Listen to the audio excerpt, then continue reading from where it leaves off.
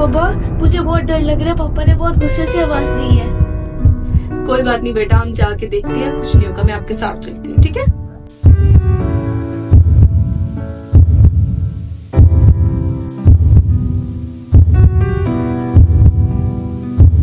जी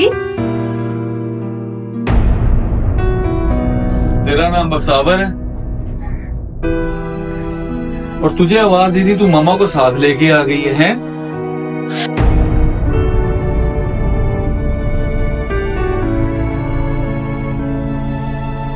बल्कि तू ऐसा कर, मेरे कमरे के अंदर आई ही ना, उधर ही खड़े खड़े मुझे सिर्फ ये बता दे कि मेरे कमरे की सफाई तूने ही की है ना? जी मैंने ही की थी। क्योंकि हर चीज मुझे इर्द गिर्द नजर नहीं आ रही है। सारा वाला बुरुश चाहिए, वो नहीं है। तौलिया मुझे चाहिए था, वो बड़ी मुश्किल से मिला है। तुझे कितनी बार कहा मेरे कमरे के अंदर ना आया कर?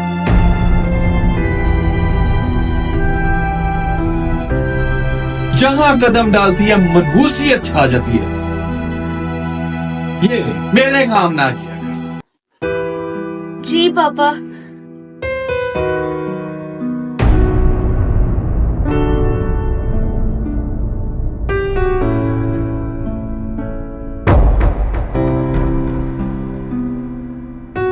मैंने तो पापा को खुश करने का सोचा था। मेरे पापा का रूम कितना गंदा है, मैं जल्दी से साफ कर देती हूँ, वो जरूर खुश होंगे। और अपना रिजल्ट कार्ड भी तो दिखाना है। चलो शुक्र है साफ हो गया रूम, अब जल्दी से पापा घर आ जाए। शायद मेरी गलती है, मुझे रूम की सफाई नहीं करनी चाहिए थी। बेटा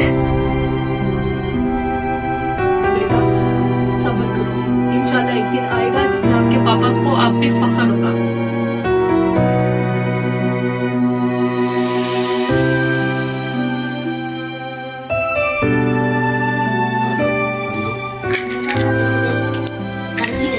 ये क्या? आपको अल्लाह से डर नहीं लगता?